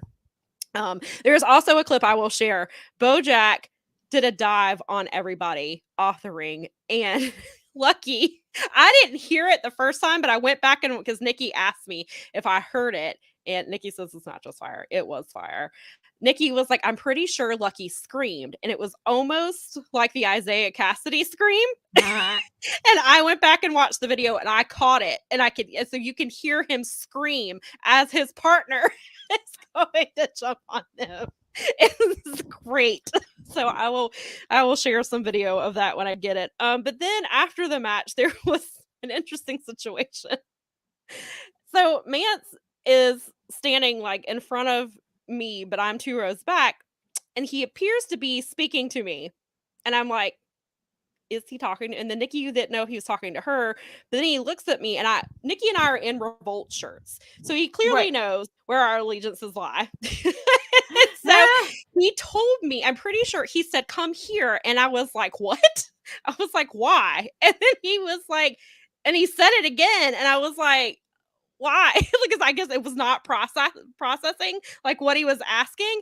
And so I guess because we couldn't figure it out, the little boy who'd been screaming behind me the whole time, so I don't know if he thought Mance was talking to him or if he just got up. So the little boy comes around the ring. And so they put the boy in the ring and they do the little SGC thing at the camera. So I don't know if that's what he was trying to get me to do. I don't know why I'm clearly in a Revolt shirt. I don't know what the situation was there. I was just very confused by what was happening. And so Matthew texted us and he was like, was he talking to you? I was like, yeah, he was, but I don't know what he wanted. And I was not processing like Nikki, I was so confused. I was very confused as well. And I guess they were like, I guess Mance was like, well, we got to do something because the cameras are still on us. Like, we got to figure this out. So I don't know. Along. So maybe I was supposed to have been in the ring with him. I don't know. I was like, very confusing situation here. So fun times with that. Next time. Next time, maybe I'll be in the ring. There you go. We'll see. I was like, no, I really don't want to get in the ring on live stream either because I've been in a ring before because Cody Rhodes was doing when he did a meet and greet when he was in PWX a few years ago. We had to get in the ring and I was in flip flops and was very unsteady. And I had boots on the other night, but I was like, I'm not trying to like, you feel like a baby deer. Like you're like, it's not sturdy at all. Like you can't, it's not like it's like you can just easily walk across it. And I was like, no, I don't want to like fall on live stream, please. Like please don't do that. I don't want to do that. I'll stand outside the ring maybe and do it in my Revolt shirt. There you go. I'm not trying to break my ankle either. Definitely don't need that right now. So then the main event was Gringo Loco versus Vikingo, which is the match that I, of course, was looking forward to. Gringo Loco, I've seen live a few times, and he's awesome. Like, and if you watch a lot of these GIFs for some of the crazy lucha shit that happens in GCW, well, just in other matches, he's a really good base. Like, he's so good at to make these other guys look good. Like, Gringo Loco is like really, I think he's very underrated. And I just really enjoy him. So I was already excited for Vikingo. And then I got the announcement that he was facing Gringo Loco. And yes, this match was a banger. Nikki is correct. This match did not disappoint. Gringo was kind of the heel in this situation, and I've never had to boo him before. So that was a little different for me because he slapped him in the face. And I was like, oh, okay, this is going to be this type of a match. All right. And so there are little spots that I did get nervous a few times because Vikingo slipped a little bit. And I was like, oh my God, please don't get injured. And then there was one shot, Vikingo was running and doing something over the rope, and Gringo ducked down. And Vikingo, all I could see was him sliding across the floor. And I was like, oh my God. And then there was another side, like I could hear a thud, but I couldn't see what was happening. And I was like, oh boy. And then Gringo Loco sent Vikingo through a whole bunch of chairs, and he ended up with a bloody head. Like he got back in the ring, and it took him a couple minutes to stand up. I think he might have got the wind knocked out of him, and so Gringo's like setting up some doors and stuff, and they're kind of giving him a moment. And also for people who happen to be watching this, if wrestlers go into the crowd where you cannot see them, do not yell where the camera is at. They know where the camera is. Yeah. There are cameras on them who are following them. So not only is there hard cam, there are camera people who will follow the action. And they are just people, there are paying customers who sit all around the arena. And sometimes they go on that side. So paying customers over there can see things. So please do not scream because somebody yelled out. The camera is over here while Vikingo's in the floor. I was like, people get on my nerves. I was like, they know where come on. And it was an adult. It's not like it was a child who yelled that out. It was an adult man. Which I mean, not a surprise. Booking over there, brother. Yeah, I'm like they know. I'm pretty sure they know what they're doing at this point. Yeah, exactly. They're the ones we're paying to see, not you. Yeah, right. They didn't pay you tonight, did they? yeah, exactly. But that match was amazing. And so if you missed the announcement, AAA has agreed to let all Vikingo matches stream now, because at first they were not allowing it. And so and I believe that means that they are going to go back and put up his match with Blake Christian and his match with Joey Janela as well, which I heard they were both really good matches. So I definitely would like to go back and pay to see that. Nikki said wrestling fans are the worst. Yeah, sometimes. Some fans can be really great. Like we talked about at the beginning with the Jay Briscoe stuff, but sometimes they're really terrible. They can be total dweebs. Yeah. Just come on, man. But yeah, so that match was awesome. We get to see Vikingo matches from now on, at least in GCW, nice. Which was great because I did see he wrestled last night in Warrior Wrestling. I believe he wrestled Ray Oris and Flamita, I think is who he wrestled. And I saw a couple of clips from that today, and it was insane. I was like, and because there was some clip where he jumped up on like some sort of I don't know if it was like a staircase and like the thing was like, it was like made of brick, but then there was stuff that you can stand up. So he like hopped up it and did like some insane, like 630 splash off of it or something. It was crazy. Just Vikingo being Vikingo basically. But, awesome. So after the show was over, my main goal was to find Vikingo to meet him. Cause I know I'm sure Nikki was like, please stop saying it. I said on Friday, probably 500 times, I just want to meet Vikingo. And I guess I was just putting it out in the universe because we all know what happened when I tried to meet Suzuki. It didn't work out. And that's still in the universe for that to happen. So I guess I just kept saying it because I was like, universe, please let me meet Vikingo. Like I just want to meet him. And so he was there. He was actually, his table was next to Effie. So Effie had this gigantic line that was like taking up. And then Vikingo is smaller than I thought. I did not realize, like I thought he was taller. He is not. He's on the smaller side. He has a large presence. He does have a very large presence. I was like, oh, I didn't realize how small. And then that's why I couldn't see him at the table. And our friend was like, that's why, it's because he's small and you can't find him. But so we went over and we did get in line to meet him. And all we had to buy in exchange to get a picture with him was to buy an autographed picture. And I bought a sticker as well because it's like a cartoon thing, and I'll post it to Powerbombshells so that you can see it. But it's this cute little, it's like holographic, and it was awesome. And so for $25, I thought that was a pretty fair trade to get to meet Vikingo. I was like, yes, I will. I don't know. Nikki and I were talking about it. I was like, I don't know if he didn't have shirts, because Nikki was like, well, maybe he just didn't want to travel around with all these shirts. I was like, or maybe he just didn't realize, like maybe he knew he was popular, but didn't realize how popular he is. So he had like 4 selections of pictures, and then he had his stickers, and that was it. And I'm sure he made plenty with that. But I was like, yeah, if this man had shirts, it was essentially what Suzuki had going on when we met him here was like pictures. Yeah. Which is fine. Yeah, because I was prepared. But I was told that they don't travel much with. It's not just about them understanding like how popular or not is that, because the merch is handled so differently. Yeah. They don't understand, or they don't carry their own merch. They don't necessarily work at their own merch tables. Yeah. So I know that, but I don't know. Yeah, I can definitely see that. And like Nikki said, like maybe he doesn't want to travel with all that extra stuff with all the shirts and things like that. But well, you don't want people to lose that stuff. Definitely not. But yes, he was. So it was nice, and he had he had a back of another picture, and he had people writing down their names, so he knew how to like spell it. And because I wrote my name down, and he said, "Oh, Samantha," and I said, "Yeah." He said, "Okay." And so he wrote it down, and so he let everybody, when we got to take the picture with him, he let everybody hold his AAA Mega champion title, which is heavy. Nice. And I was like, so that was cool to be able to hold that and to have a picture with him, because I don't know how often he'll be able to wrestle in the States after this, and how often he'll come to the Charlotte area. So I was like, this might be my only chance to ever meet him, and I was really glad. That's awesome. I'm so glad you got to do it. Yeah, so it was really cool. It was very brief, but it was awesome, and he was great, and I was really happy to be able to do that. So the next night, which was last night, was the Title Belt Pro. And so, from my understanding, and so I apologize to Brad, they were supposed to be live streaming.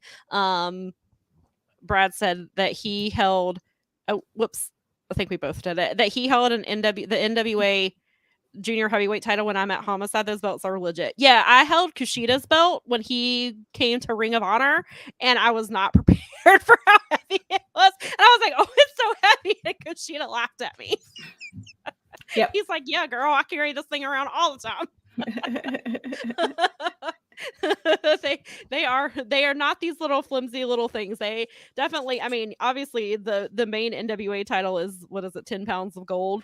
So yeah, that's what they said. I don't think, well, I mean, even the ones that Bob had made, the replicas that are like the real thing, those are heavy. They're like 6 or 7 pounds. I mean, yeah, I was like, I don't think the mega championship belt is 10 pounds, but it's definitely, it's very solid. It's weighty. It is weighty for sure. So maybe that's why he doesn't carry shirts around. He's got to lug that thing around. There you go. Because it's heavy. But yeah, so I was under. Tasa said, Brad, I thought you meant you were the champ. But yeah, so I thought Title Belt was live streaming because they did have you subscribe to the YouTube, and they were saying that that if they got to 56, they needed 50 subscribers to be able to live stream. And they were talking about how they had like a little camera set up to show the action, and then they were going to have like a more professional version where it's different camera angles, commentary, and things like that. I don't know what happened. I don't think that they live streamed at all, and I was going to ask about it, but unfortunately I'll get to what happened in the main event, but there was a very serious situation that happened last night, and so I did not obviously get to talk to them about that. So I'm sure they will let us know soon when that will air. So it seems like they are going to get them, even if it wasn't live stream, they're going to have a more professional broadcast up at some point. Daza said the only belt he ever held was Mercedes Martinez's Shimmer title, very light. Interesting. Huh, that's interesting that it was light. But that's very cool though that you got to hold that, especially because it's Mercedes Martinez, and you know we all love her over here. So it was a really cool little crowd. They did sell out their first show, and if you missed the interview that we did with Adam and Matt, they are friends of mine who own a frozen desserts company. It's not ice cream because they're vegan, treats, which is good because Nikki can have some of these things. And so but they started their own promotion. It's community focused, where they're going to be every month or every time they run a show, they're going to pick a nonprofit or a charity of some sort to raise money for. And so last night it was Charlotte Rescue Mission. They work with men and women who have substance abuse issues, and they help them get back on their feet, teach them job training skills, all kinds of really awesome things. So it was a really great organization to get started with. And then they also they featured some well-known talent, and then they featured some students. Ethan Case is involved, which I mentioned him before. Ethan Case has a wrestling school in Columbia, South Carolina, called the Palmetto Wrestling Academy. They put shows on down there, and so some of his trainees were there last night, and they were in the matches. Like they opened with the scramble, so I got 2 scrambles this weekend, and the scramble was for a contract, so I guess that means they'll be on the Title Belt Pro roster, I guess. Awesome. the contract they were wrestling for. We got to see a debut of a girl named Erica Damia. She's very young. So it was cool. I've seen her she's been training. She says she's been training for 2.5 years. I've seen her like at PWX shows before, like helping out. She does basically whatever. She helps people get to their seats or just all kinds of stuff. So it was really cool to see her finally debut last night. And then there's a guy who wrestles out of Hollywood, Florida, and he's his name is Florida Man. He wears a mask. He wears a NWO like shirt and says Florida Man Order. He wears the black and red boa. He's very tiny, maybe weighs 110 pounds, if that. Nice. So that was really fun. He won the scramble, which the fans were very happy about. They were the Florida Man was very over. that match. How often does that happen? Yeah, exactly. Florida Man. This is one place where Florida Man was over, and people were actually cheering. over. Yes, and actually cheering for him. And so I guess since he's got a contract, that means that he'll be at future title belt shows, which is exciting because he's about time. Florida Man stopped with all the shenanigans and got a real job, wrestling out of Hollywood, Florida. Out of Hollywood, Florida. The most important. So then the next match was the Reality, which is Patrick Scott and Chance Riser. If you watch DPW, then you are very familiar with the Reality because they are a part of NDA, which is a faction over there. They wrestled Flex, who is a fairly new tag team. As I believe D'Angelo that wrestled in Flex, I believe that was only like his third or fourth match last night. When I saw him back in December, that was his second match ever. But they looked really solid last night, and the Reality, they gave them a lot, which was really cool to see them like helping out the younger guys. And the Reality are a great heel tag team. They're so much fun. So that was a really good match. And actually, if you don't want to wait for the YouTube, if you go to Title Belt Pro's Insta story, they pretty much Insta story the whole show. So I got halfway through it last night and then had to tap out for a little bit. But you'll get to see all kinds of cool stuff from last night on there. Then we had a Mad Dog Mayhem match. Wait, hang on. Nikki says, Patrick Scott is always all over the place. We kept saying, why is he like this? Yeah, I don't know why Patrick Scott is the way that he is, but I'm glad that he is the way that he is.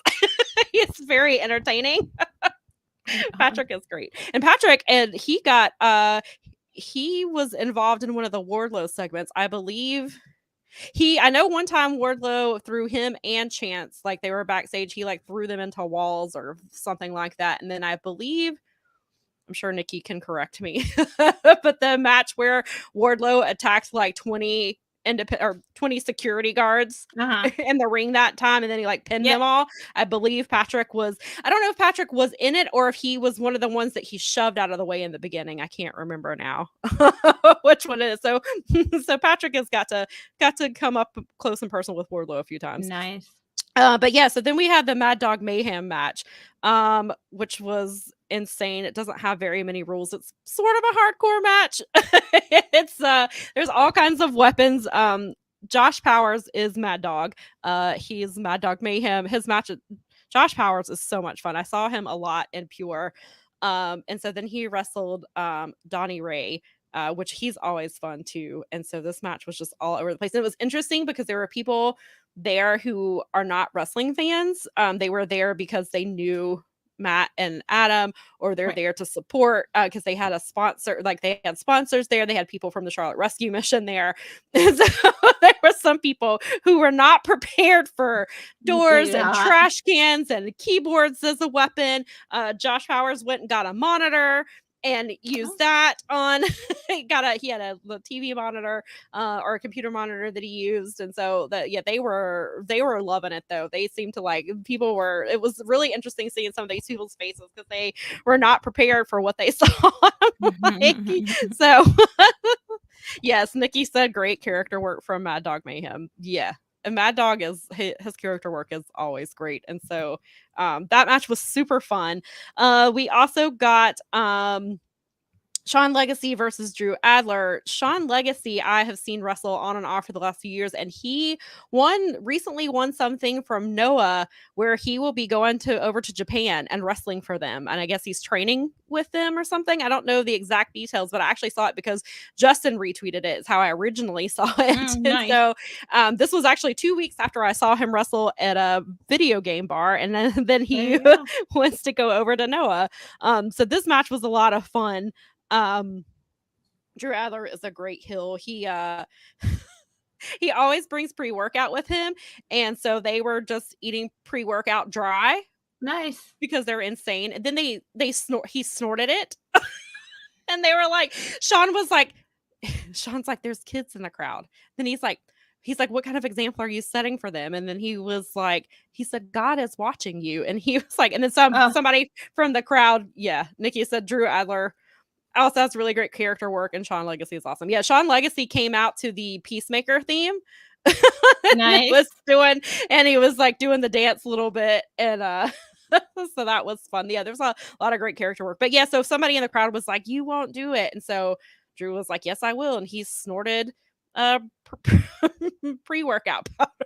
So why not? Yeah, this match was fun. Then we got that match was a lot of fun, and then we got more of a technical match. We got Mason Miles, who, if you watch DPW, you're probably also familiar with Mason as well.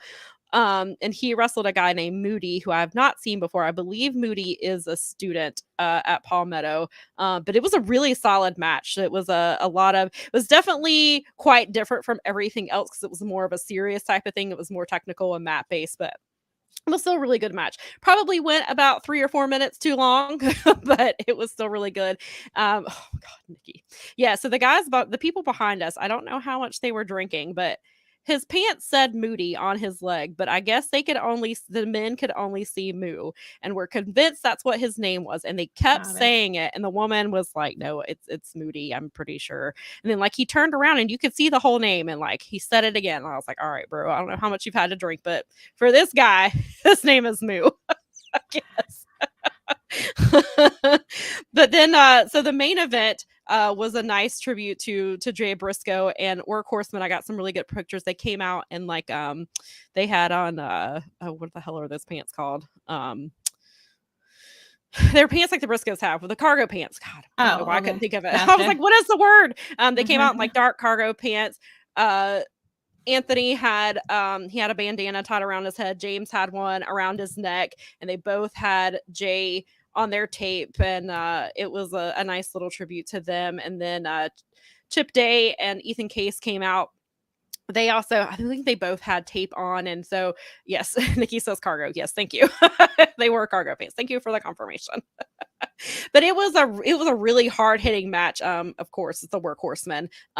There was a part where they just Ethan and Anthony just exchanged kicks in the back, and if you've seen Anthony Henry kick somebody in the back, you know that's about as bad as James Drake's chops. Yeah.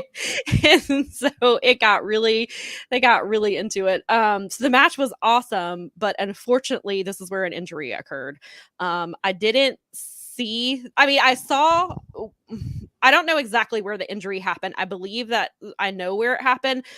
It was just a routine thing. It wasn't just I don't know if it was the way that Ethan Case landed or what exactly happened. So the match they did before it ended, they did get in, they did the J Drilla and they got in the Froggy Bow, which are both references to Jay. So they did get those in, but unfortunately, Ethan was he was very hurt. They had to call an ambulance and have him.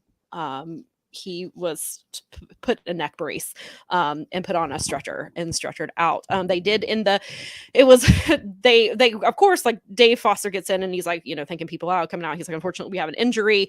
And so nobody really wanted to clap or anything because obviously we felt bad. And so James gets in the ring, he grabs the mic and he was like, no, this was a charity show. The show has been great. Things happen. We know what we're signing up for. Injuries happen. I never meant for anything to happen. Anthony didn't mean for anything to happen. Chip didn't mean for anything to happen. Like, and he was like, so you are not gonna, this man is hurt. Please, don't send him out like that. So I got a really nice round of applause. And I had been checking a few times and I had not gotten an update on how he was. So we stayed around till after the ambulance left and we stayed to talk to James Drake for a few minutes just to make sure he was okay. Just because obviously he's known Ethan. He trained Ethan Case. And then it was just a really hard situation because Ethan Case's children were there. 2 of his daughters, they were obviously very upset. They were crying. Yeah. And then a lot of Ethan's trainees were there. And so they were obviously very visibly upset. So it was just a very sad situation on top of it happened in a tribute to Jay Briscoe, who they all knew. So it was just really tough situation. And so apparently there's been an update that was texted during the show. So it says, as of right now, he is heavily medicated to keep him stable, and they are trying to manage his pain as best they can. They are keeping him overnight at minimum due to him not being able to move his right arm and left leg.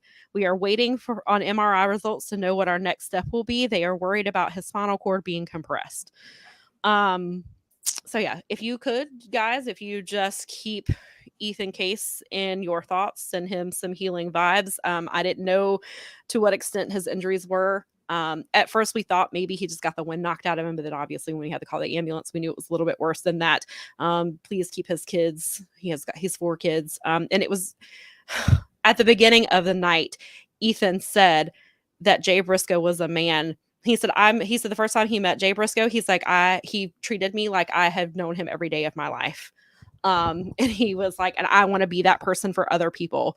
And so for Ethan to get hurt in a tribute match, it's really tough. Yeah, it makes it really tough. So just if you just and also, keep your thoughts with his partner Chip Day, obviously with the Workhorsemen. They were in that match. They're very safe workers. Things just happen. And you get a reminder sometimes that wrestling is a very dangerous sport and things can go wrong in an instant. Even with the best of people who are in the ring. I mean, you saw it happen with Big E and things like that. Like things can happen in an instant. And so just remember that these people put their lives on the line to entertain us. And sometimes things don't go right. So hopefully, so just keep, hopefully things get better for Ethan. I'll definitely keep you guys updated. I'll share information as I get it. We'll keep it on our and Instagram, and even and we'll put it on our Instagram and Twitter and make sure that we let you guys know, because obviously now they're we're following their progress. And that's another thing. And hell of a weekend for that. To go on. Keep your Adam and Matt, they had a really great first event and it ended with that, and I hope that doesn't deter them for what they're doing, because they're doing really great work, helping out communities. They're introducing new people to wrestling. They're getting students who are training, they're teaching, they're giving them experience, and it's just a really great thing. And there is I will share it. I know this is ending on not the greatest of notes, but I will share a video at some point. So last night, so they were selling raffle tickets all throughout the night. All the proceeds go to the Charlotte Rescue Mission. So Adam said at the beginning of the night, if they sold 500 raffle tickets, he would take a chop from James Drake. Which is a very dumb thing to do, but also really brave. So we were trying to get it during the intermission. We were trying to get an update of how many tickets were sold, and they were like, we don't know. And Zane from Revolt was there in the crowd, and he was like, I'll go buy the rest of the tickets right now. Like I need this to happen. So then Dave Foster, who was the ring announcer, he brings Adam out before the main event, hands him a big wad of cash, and was like, you're gonna take these chops. You're gonna take it. So Adam was like, oh my God. So Adam unbuttons his shirt he took his shirt off. I'm sorry. Very brave man. Letting James Drake chop him. So I got it. I filmed it. I'm in the front row. So I got a good shot of it. Good. So this man got chopped and then said he would take one more. He already has a handprint. It's just, and poor Adam, his parents were in the crowd. I'm sure his mom is like, what are you doing? That was the highlight of his day, though. Hygiene. Yeah. Come on. Yeah, so it was really great. And so I'll make sure to get that video posted. And obviously and Adam was like, this is for charity. This is why I'm doing it. I'm doing it. That might be a one-time thing. He might think if they're trying to raise money for charity for other shows, probably not that. And I'm sure everybody else who saw that, they're like, I'm not getting chopped by James Drake for charity. That ain't happening. I'll do something else for charity. But I'm a charitable person, but not that charitable. Yeah, exactly. They were like, he's insane. And Adam doesn't wrestle. Like, he's not trained. Yeah, he doesn't. On top of that, this man doesn't train. I don't know if that's the first time he's ever been chopped in his life. Definitely the first time he's been chopped by James Drake. Good on him. Yeah. So I haven't heard yet. I'll, hopefully I can't. Sounds like mostly a success. Unfortunate things that happen, but overall, I really hope that. Again, we're rooting for Title Belt Pro, obviously, because they're awesome. They sound awesome. Yeah, I'm they're really excited, guys. and I'm glad that. Notwithstanding the accident, I'm glad that a lot of the other stuff went well. Because yeah, other than that, it was a great night. And yes, Brad says when your chest goes numb, you do stupid things. Yeah, Nikki said Drake chopped so hard that his hand turned red. Yeah, it did. And James was like shaking his hand because it hurt. him. Oh yeah, I can't imagine if you're gonna like hit somebody that's not in the business, you're gonna let them have it. Oh, he did. They want to make sure they want to make sure that you understand how hard their job actually is. Yeah, and they like love that stuff. Yeah, I've read stories. Even Anthony was like, "Are you stupid? Like, why are you challenging my partner to a child? Like, what are you doing?" And so the other wrestlers will find out how much money they were able to raise last night, and I don't know how, because when we had them on the show, they weren't sure yet if they were doing monthly or what, because they were trying to be cognizant. Why can I not say the word? Cognizant is the word that Sam is looking for. Lord, apparently I can't get it out. Okay, struggling with that word today. But they're trying to make sure, like, because the other promotions are running here, like how they're run with that. And so yes, he sure did. Nikki said after the second chop, Adam quickly grabbed his shirt and left. Yeah, he peaced out after that second one. He was like, bye. Throw up. And then I know that I haven't watched it yet, but I saw the Keith Mack, who does his run in social media last night. I saw Adam unbutton his shirt and open it, and Keith got a picture of it. It was very red. I can't imagine what today looks like. That man is hurting. Adam, that which does not kill you. Yeah, right. So makes you a stronger promoter. So hopefully they'll have right. So hopefully they'll have, we'll have an update on when their next show is going to be, and I can give you an update on, how much they were able to raise, and then obviously updates on Ethan as well. But yeah, so other than that, was a great night. It was a really good weekend of wrestling, and again, I don't know when I'll be able to go to live shows, so I'm glad that I got those 3 shows and to hold me over for now. Me too. I needed the stimulation. Yeah. I need people to give me the skinny on their indie shows until I find mine. Right. So. Yes, I can't wait for you to find yours. I will. Detroit has good. I know that there's stuff around here. I just need to find it. I'm probably gonna bother Garrett and see if he thinks John Muse will be cool with me sliding into his DMs. And I know he's in the area and he knows the area pretty well. So. Right. So Daza said it was talking about how indie shows are fun, and he hasn't been since COVID. Yeah, the indie shows are always a blast. Like, I always love going to, so definitely, and I love sharing about them. But yeah. All right. So, well, we've been pretty long here, but that's okay because we had some stuff to talk about, and also we, some crappy things there. Yeah. But all the way around, good week of wrestling, good weekend of wrestling.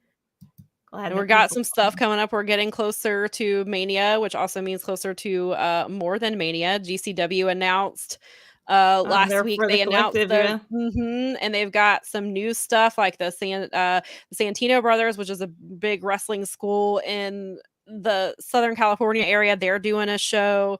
There was I think they're doing emo night, I think was one of the things they're doing. There's going to be an Indie Wrestling Hall of Fame. There's not a lot of details about that yet, but I'm really interested to see what that is. Of course, Effie's Big Gay Brunch is back. Sam can break her record from last year. Yeah, I gotta go back and remember. I can't see how many matches. I'm pretty sure the date is in our notes, so we can compare it to last year. Yeah, I made sure and counted and figured out the hours and stuff. Yeah, we'll have to make sure we get that in, and that's how many hours. And that's just them. That's not even and then we also are getting DDT Pro has 2 shows on the collective that they're doing. There's one that's DDT Pro versus GCW. Nice. So there's a lot of good stuff, and that's just what's announced for the collective. I'm sure there's going to be and Bloodsport's coming back. Bloodsport 9 that's under the umbrella of the collective. So there's going to be a lot. But I did see an announcement for Bloodsport 9. So Nikki said, as an emo, because as an older emo, I can't wait. Yeah, Nikki was like, when she saw that, she was like, oh, emo night. So we'll definitely be tuning into whatever that is. That's awesome. Yes. So thank you for hanging out with us today. We said we went a little long this week, but that happens from time to time. But thanks for doing that, and make sure to follow us on Twitter and Instagram at Powerbombshells. I will post some videos from over the weekend there. I will reshare that Doug gif so that you guys can see it. And I don't know why I don't think I retweeted my picture with Vikingo to Powerbombshells, but I'll do that too.